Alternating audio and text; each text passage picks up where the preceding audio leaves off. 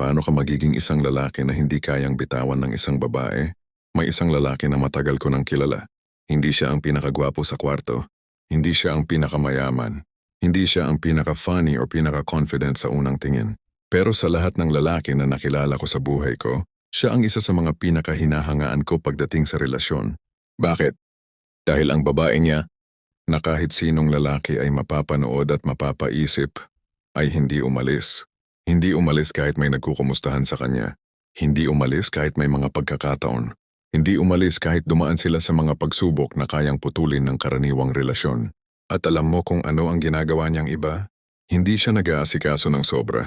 Hindi siya nag-text ng paulit-ulit. Hindi siya nag-aalok ng walang katapusang kahit anong gusto mo. Hindi siya nagmamakaawa. Hindi siya nagpapakita ng desperation sa kahit anong anyo. Ginawa niya ang isa sa mga pinaka-powerful na bagay na magagawa ng isang tao sa isang relasyon, at ito ang bagay na halos lahat ng lalaki ay hindi alam, hindi pinag-aaralan at hindi ginagawa. At ngayon ipapakita ko sa iyo kung ano yon. Hindi ito tungkol sa manipulation. Hindi ito tungkol sa paglalaro ng mind games. Hindi ito tungkol sa pagiging bad boy or player. Ito ay tungkol sa isang prinsipyo na itinuro ng mga Stoic philosopher mahigit 2,000 taon na ang nakalipas, isang prinsipyo na kapag naiintindihan mo ng tama, ay hindi lang magbabago ang iyong relasyon. Magbabago ang buong pananaw mo sa kung sino ka bilang isang tao. Makinig ka ng mabuti, dahil ito ay para sa mga lalaking handang magbago, hindi para magmukhang mas maganda sa mata ng iba, kundi para maging mas totoo, mas malalim, at mas kapani-paniwalang bersyon ng kanilang sarili. Bago natin simulan, nais kong magpasalamat sa mga loyal kong subscribers. Sa patuloy na pagsuporta sa aking channel, kayo ang inspirasyon ko sa paggawa ng mga bagong content. Kung bago ka sa channel ko, comment mo na kung taga saan ka. Pag-usapan natin ang katotohanan. Maraming lalaki ngayon ang naghahanap ng sagot sa isang tanong. Paano ko mananatili ang babae sa tabi ko? At ang mga sagot na makikita nila sa internet, sa mga grupo ng mga kababata, sa mga dating advice na nagkalat sa social media, mag-give ng gifts. Maging available. Palagi, sabihing mahal mo siya, araw-araw. Huwag siyang hayaang malungkot kahit isang minuto. Gawin mo siyang priority, number 1 sa buhay mo. At alam mo kung ano ang nangyayari sa mga lalaking sumusunod sa mga payo na ito? Nalulungkot sila. Hindi agad. Hindi sa unang linggo o unang buwan, pero darating ang araw na magigising sila at mahahanap nilang parang ang lahat ng ginagawa nila ay hindi na sapat. Na kahit gaano sila karamot ng oras, ng pansin, ng salita, ng pagsisikap, parang may kulang pa rin, may kakulangan pa rin, may distansya pa rin. At ang pinakasakit, minsan, habang lumalaki ang kanilang effort, habang lumalaki ang kawalan ng gana ng babae, nakakainis, hindi ba? Iniisip mo, ginagawa ko naman lahat ng tama. Nagbibigay ako, nagmamahal ako, nandito ako, pero parang ang babaeng pinagbubuhusan mo ng lahat, ay unti-unting lumalayo. Hindi siya excited.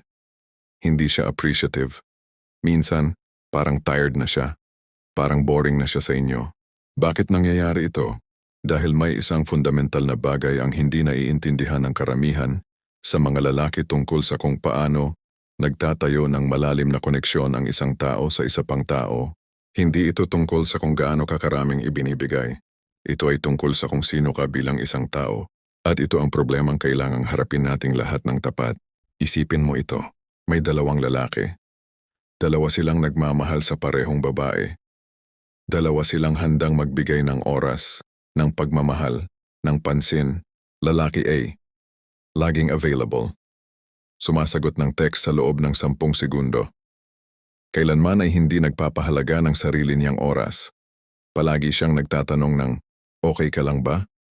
Palagi siyang naghahanap ng paraan para mapasaya ang babae. Palagi siyang nag-aalala na baka hindi siya sapat. Lalaki B, may sariling mundo. May mga goals na aktibo niyang tinutubok. Hindi palaging available, hindi dahil ginagawa niyang isang laro, kundi dahil tunay na abala siya sa isang bagay na mahalaga sa kanya. Kapag kasama ang babae, ganap na nandoon siya, hindi naghihintay ng validation, hindi nag-aalala, hindi nagtatanong ng nagmamahal ka pa ba sa akin? Kapag hindi kasama, hindi siya nag-aalala, Dahil may tiwala siya sa sarili niya at sa relasyon. Sino sa dalawa ang mas kakit-akit? Alam mo na ang sagot. Alam ng lahat ang sagot, pero bakit kahit alam ito ay patuloy na ginagawa ng karamihan ng pag-uugali ng lalaki? Dahil may takot. Dahil may insecurity. Dahil may maling paniniwala na ang pagmamahal ay katumbas ng pagiging laging available, pagiging laging yes, pagiging laging handang isakripisyo ang sarili para sa iba. At ang ito ang ugat ng lahat. Pag-usapan natin ang kung ano talaga ang nangyayari sa loob ng isang relasyon. Kapag ang isang lalaki ay nawalan ng sarili niyang sentro, nagsisimula ito ng banayad. Dahil sa simula ang pagbibigay ng lahat ay mukhang maganda, mukhang romantiko, mukhang tanda ng tunay na pagmamahal. Ang babae ay nasisiyang may lalaking gayon ka-devoted. Masaya siya, excited siya, pero darating ang pagbabago. Hindi isang araw, hindi sa pamamagitan ng isang malaking kaganapan. Darating ito ng dahan-dahan, tulad ng tubig na unti-unting pumapasok sa isang barko. Hindi mo mararamdaman agad, pero isang araw, tatalikod ka at makikita mong parang palagi na silang may problema sa isa't isa. At hindi mo matukoy kung kailan nagsimula. Ang babae ay magsisimulang makita ang lalaki hindi bilang isang lalaki, kundi bilang isang function. Hindi na siya nakikita bilang isang persona na may lalim, may direksyon. Nakikita na siya bilang isang tao na laging nandoon, at ang mga bagay na laging nandoon ay hindi nakapansin-pansin. Pag-isipan mo, ang hangin sa palagi nandoon hindi mo napapansin. Hindi mo pinagpapasalamatan basta nandoon lang. Pero kapag nawala ang hangin kahit isang segundo lamang, napansin mo agad. Ito ang nangyayari kapag nawala ang presensya ng isang lalaki bilang isang individual na may sariling buhay at sariling mundo. Nagiging hangin siya. At ang pinakamasakit, hindi ito binalak ng babae. Hindi siya masamang tao dahil nararamdamang ito.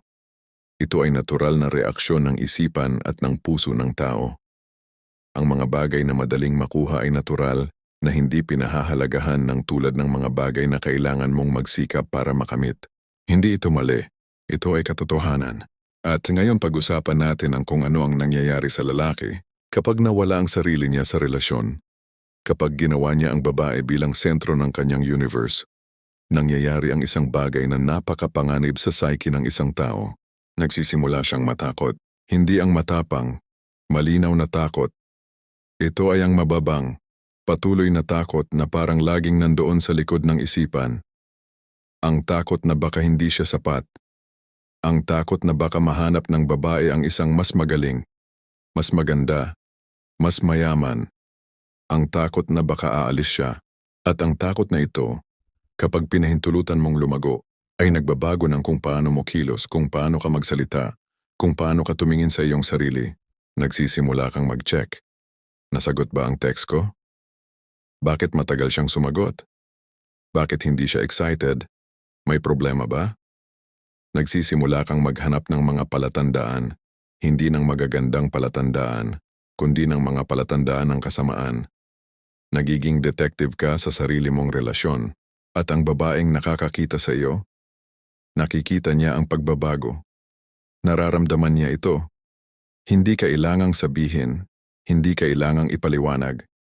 Nararamdaman ng isang babae kapag ang lalaki sa tabi niya ay nagsimulang mawala ang kanyang lakas. At nagsimulang kumapit, at ang kumakawala ay hindi palaging siya. Minsan ang kumakawala ay ang pakiramdam niya sa iyo. Ito ang siklo na kinakatakutan ng maraming lalaki pero hindi nila maintindihan kung bakit nangyayari. Mas maraming effort ang inilalabas nila, mas lumalayo ang babae. Mas sinisikap nilang mapasaya siya, mas parang hindi sila sapat. Mas maraming mahal kita ang sinasabi nila, mas parang hollow ang tunog nito. At sa mga sandaling iyon, naririnig nila ang kanilang sariling mga salita na bumabalik sa kanila. Wala silang tiwala doon. Dahil hindi ito nagmumula sa isang lugar ng lakas. Nagmumula ito sa isang lugar ng takot, ng paghahanap ng katiyakan, ng paghahanap ng kumpirmasyon na mahal pa rin sila. Dahil sa kaibuturan ng kanilang puso, hindi sila naniniwala na karapat-dapat sila. At ito ang tunay na problema. Hindi ang mga salita. Hindi ang mga kilos. Hindi ang kung gaano kadalas nagpadala ng flowers o nagpabili ng regalo. Ang tunay na problema ay ang kawalan ng koneksyon sa sarili. Ang kawalan ng isang pundasyon na hindi natitinag. kahit sumabog ang mundo sa paligid mo. At ito ang tinutugunan ng Stoic philosophy. 2,000 taon na ang nakalipas, isang lalaking nagngangalang Marcus Aurelius, Emperor ng Roma, isa sa mga pinakamakapangyarihang tao sa kasaysayan ng mundo, ay nagsulat ng mga salita para sa kanyang sarili lamang. Hindi para ipakita, hindi para purihin, para sa kanyang sarili lamang. Isa sa mga linya niya, ang iyong kapangyarihan ay wala sa labas mo, nasa loob mo. Hindi niya sinulat ito para sa isang relasyon. Sinulat niya ito para sa pamumuno, para sa digmaan, para sa mga mabibigat na desisyon ng isang imperyo. Pero ang prinsipyo, naaangkop ito sa lahat ng aspeto ng buhay ng isang tao, kasama na ang kung paano mo haharapin ang pagmamahal. At ngayon pag-usapan natin ang 5 bagay na, kapag ginawa mo ay magbabago ng lahat. Una, ang prinsipyo ng pagiging kumpleto. Sinabi ni Epictetus, isang alipin na naging isa sa mga pinaka-influential na pilosopo sa kasaysayan, na ang pinakamalaking kamalian ng tao ay ang maghanap sa labas ng sarili ng mga bagay na nasa loob lang dapat makita. Ang pagmamahal, ang kapayapaan, ang pakiramdam ng pagiging sapat, hindi mo ito mahahanap sa iba. Hindi mo ito mahahanap sa babae na mahal mo. Hindi mo ito mahahanap sa validation ng iba. Makikita mo ito sa sarili mo. O hindi mo ito mahahanap kahit saan pa. Para sa isang lalaki, ang ibig sabihin nito ay ito. Bago ka maghanap ng kung paano ka hindi maiwan ng babae, kailangan mo munang harapin ang tanong na ito. Sino ako kapag wala siya? Hindi ito isang tanong na pangrelasyon. Ito ay isang tanong ng pagkilala sa sarili. May mga lalaki na, kapag tinanggal mo ang relasyon nila ay hindi makahanap ng sagot. Dahil ang kanilang pagkakakilanlan ay nakabalot na sa kung sino ang kasama nila, hindi sa kung sino sila. At ito ang pinakamapanganib na posisyon na mapuwesto ang isang tao. Kaya ang unang hakbang, ang pinakamahalaga at pinakamalalim na hakbang, ay ang buuin ang iyong sarili bilang isang kumpleto, buong individual. May mga pangarap ba kayo na matagal mo nang binabaliwala dahil abala ka sa relasyon? Buuin mo yon. May mga taong matagal mong hindi nakikita dahil mas ibibigay mo ang oras sa babae? Makipag-ugnayan ka ulit sa kanila. May katawan mo bang hindi mo inaalagaan? Alagaan mo. Hindi ito selfishness, ito ay pundasyon. Dahil ang isang lalaking kumpleto, ang isang lalaking may direksyon, may sariling mundo, may buhay na maganda kahit walang kasama, ay hindi naghahanap ng relasyon para kumpleto siya. Naghahanap siya ng relasyon para ibahagi ang kanyang kagalakan. At ang babaeng makakasama ng ganitong lalaki ay mararamdamang iba. Mararamdaman niya ang lalim. Mararamdaman niya ang katatagan. Mararamdaman niya na ang lalaking ito ay hindi kailangang manghawak sa kanya para makatayo. At dahil doon, mas gustuhin niyang maging katabi niya ng kusang loob. Pangalawa, ang prinsipyo ng pag-ibayong presensya, may isang pagkakamali na halos lahat ng lalaki ay ginagawa. At napaka-subtle nito na hindi nila napapansin. Kapag kasama nila ang babae, nandoon sila sa pisikal pero hindi sila talaga nandoon. Nag-iisip sila ng kung ano ang sasabihin. Nag-aalalang baka masabi nila ang mali. Hinahanap nila ang mga palatandaan. Masaya ba siya? Nakakainis ba siya? Gusto ba niya itong gawin? Nag-iisip sila ng hinaharap. Magtatagal ba kami? Mamahalin ba niya ako bukas? At lahat ng iniisip na ito, nakikita ng babae. Hindi sa pamamagitan ng iyong mga salita. Nakikita niya ito sa iyong mga mata, sa iyong wika ng katawan, sa kung paano ka nakikinig o hindi nakikinig. Ang isang babae ay mayroon ng natural na kakayahan na maramdaman kung ang lalaking kasama niya ay tunay na nandoon. O kung nandoon lang ang katawan niya pero ang isipan niya ay nasa ibang lugar. Sinabi ni Marcus Aurelius, kung naniniwala ka na ang isang bagay ay mahirap, huwag hayaang isipin ng iyong isipan na imposible. Dahil ang imposible ay pag-aari lang ng iyong isipan, ang ganap na presensya, ang maging tunay na nandoon sa sandaling iyon, kasama ang taong iyon, nang walang ibang iniisip, ito ang isa sa mga pinakabihirang at pinakamakapangyarihang bagay na mayroon ka. Kapag ganap kang nandoon, nararamdaman ng babae ito. Nararamdaman niya na, para sa mundong ito, sa sandaling ito, siya ang pinakakawili-wiling bagay sa iyong mundo. Hindi dahil hinihiling mo sa kanya na maging ganoon, kundi dahil tunay kang nandoon, tunay kang nakikinig, tunay kang kasama niya.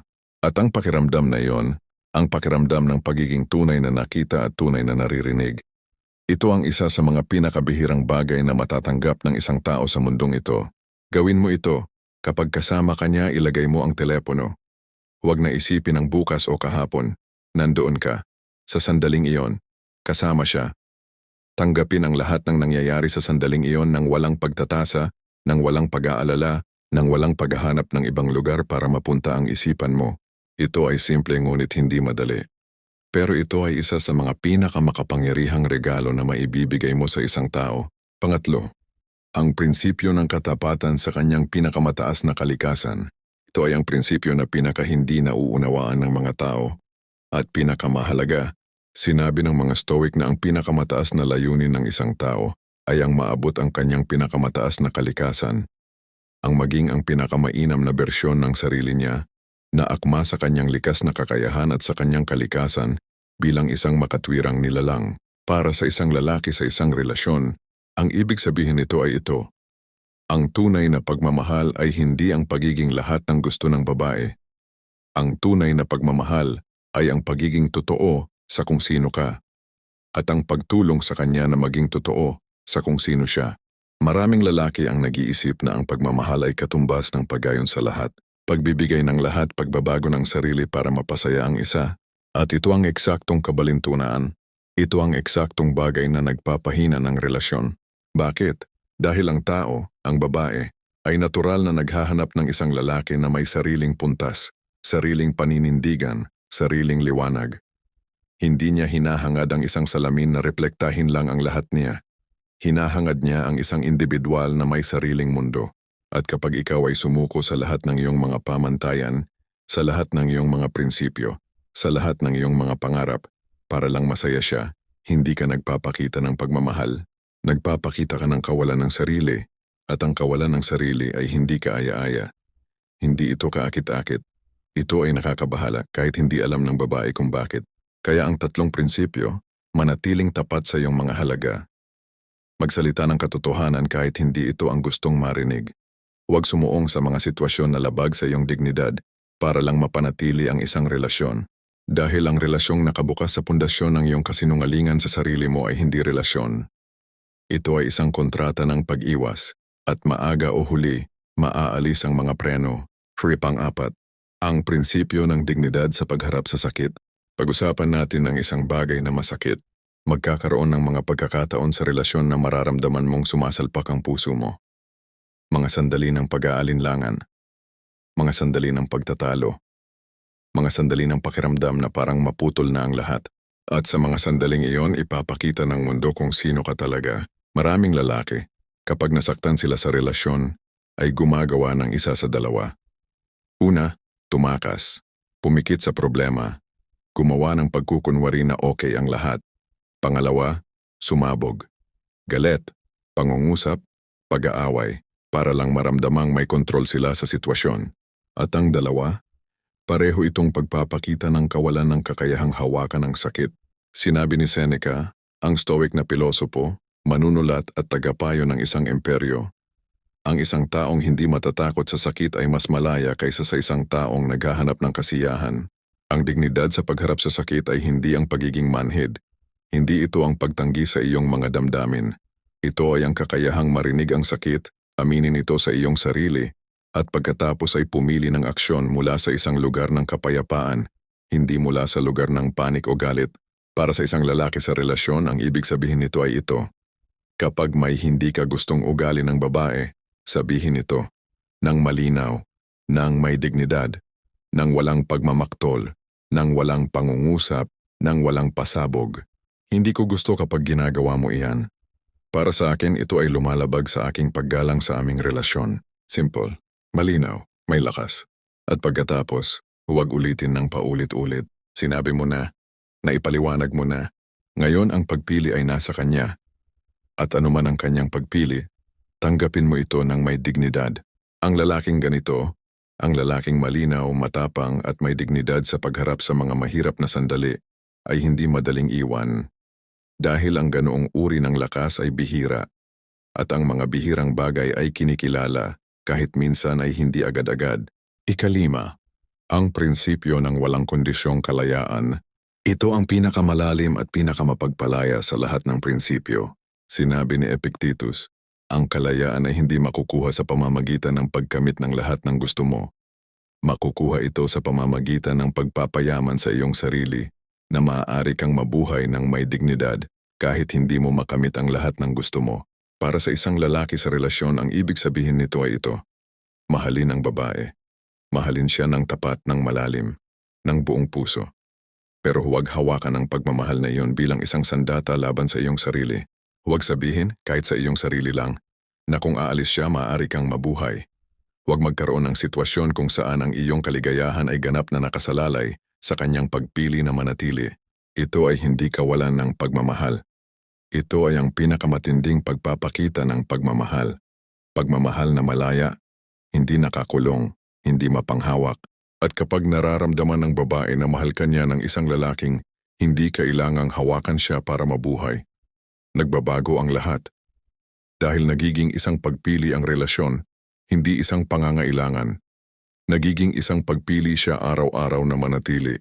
At ang mga pagpiling ginawa ng malaya ay mas malalim, mas totoo, mas matibay, kaysa sa anumang bagay na ginawa dahil sa takot o obligasyon. Ito ang paradox ng Stoic na pagmamahal. Ang mas malaya mong hayaang umalis ang isa, mas gustuhin niyang manatili, hindi dahil nilalaro mo siya, kundi dahil nakikita niya na ang iyong pagmamahal ay nagmumula sa isang lugar ng kalayaan, at ang kalayaan ay laging mas kaakit-akit kaysa sa pangangailangan. Ang prinsipyo ng patuloy na pag-unlad, at huwag nating kalimutan ang isa pang bagay na napakahalaga. Ang mga Stoic ay naniniwala sa konsepto ng arete, ang kahusayan, ang pagiging pinakamainam na bersyon ng sarili. Hindi ito isang destinasyon, ito ay isang patuloy na proseso. Para sa isang lalaki, ang ibig sabihin nito ay simple, huwag tumigil sa pag-unlad.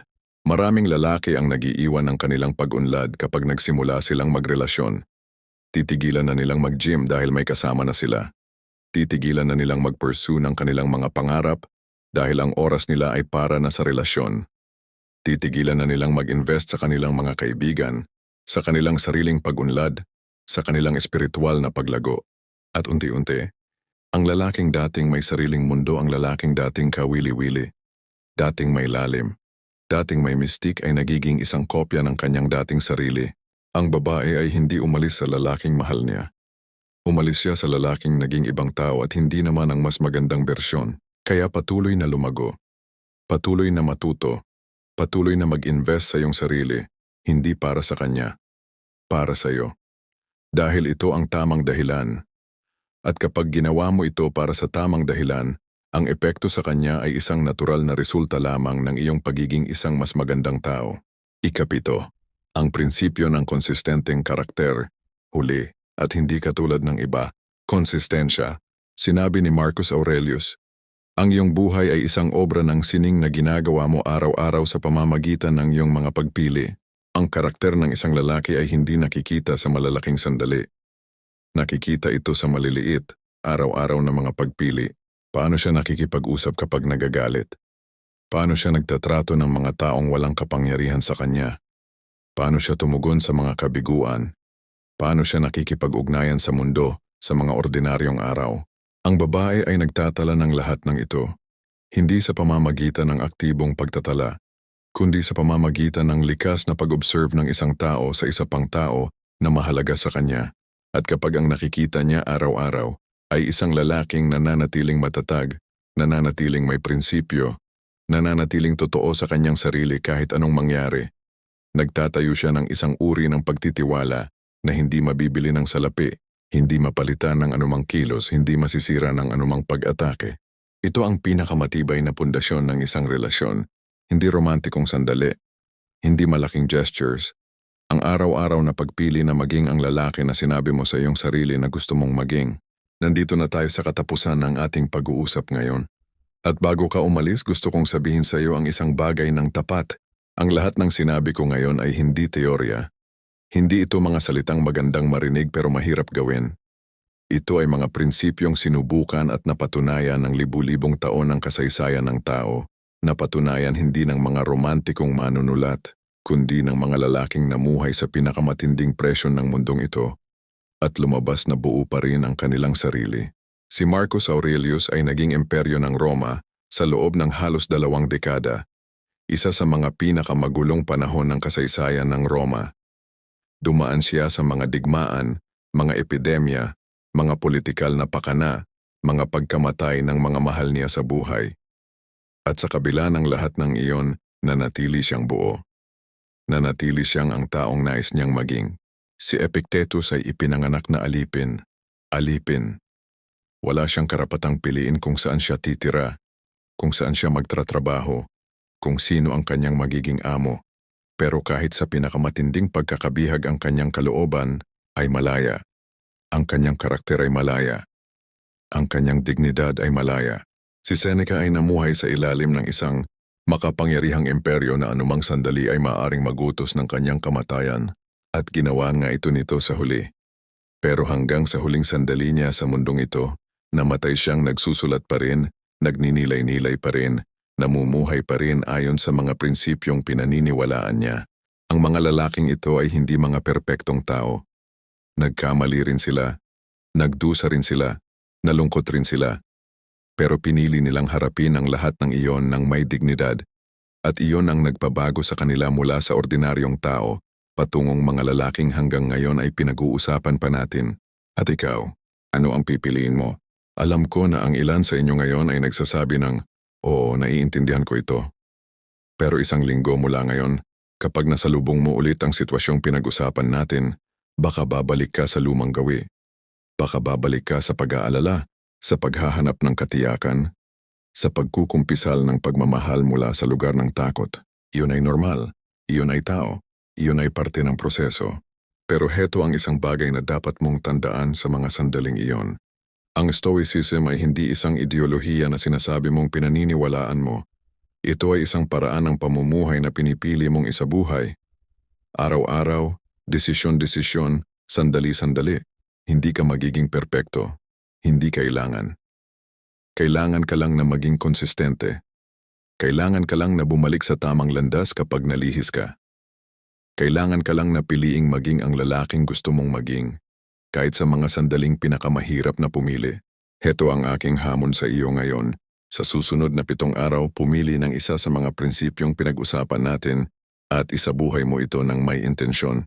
Kung pinakanahirapan ka sa koneksyon sa sarili mo, gumugol ng isa pang oras bawat araw sa isang bagay na nagpapayaman sa iyo bilang isang individual. Isang gawa para sa iyong katawan, isang gawa para sa iyong isipan, isang gawa para sa iyong espiritu. Kung pinakanahirapan ka sa presensya, sa susunod na pagkakataon na kasama mo ang babaeng mahal mo, iwanan mo ang telepono at maging ganap na nandoon. Kahit isang oras lang, ganap na nandoon. Kung pinakanahirapan ka sa dignidad sa pagharap sa sakit, mag-practice ng malinaw.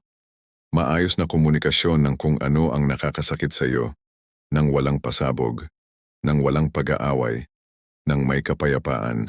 Gawin mo ito ng 7 araw, at pagkatapos pansinin mo ang pagbabago, hindi sa kanya, sa iyo. At kung natutunan ka nito ngayon, kung may isang bagay dito na kumasama sa iyong puso at nagsabi ng, oh, ito ang hinahanap ko, ibahagi mo ito sa isang lalaki na nag-iisip mo na kailangan ito marinig. Hindi dahil gusto naming mapalaki ang channel, kundi dahil ang mensaheng ito, ang mensahe ng dignidad, ng lakas na hindi nagmumula sa takot, ng pagmamahal na libre, ito ay isang mensahe na kailangan ng mas maraming lalaki na marinig. At kung gusto mong mas malalim na pag-aralan ang Stoic philosophy at kung paano ito inilalapat sa modernong buhay ng isang lalaki, mag-subscribe at i-on ang notification. Dahil ito ang aming misyon dito, hindi lang mga salitang maganda, kundi mga prinsipyong tunay na nagbabago ng buhay. Bago tayo magpaalam, may isang huling salita. Ang tanong sa simula ng lahat ay, paano ko mapapanatili ang babae sa tabi ko? Pero kung napansin mo, hindi yun talaga ang pinag-usapan natin ngayon. Pinag-usapan natin ang mas malalim na tanong. Paano ka magiging isang lalaking hindi kayang bitawan ng isang babae? Dahil iyon ang tunay na tanong. Iyon ang tanong na, kapag nasagot mo ng tapat ay magbabago ng lahat, ang iyong relasyon, ang iyong sarili, ang iyong buhay. At ang sagot nasa iyo na, kailangan mo lang itong alalahanin. Maraming salamat sa panunood.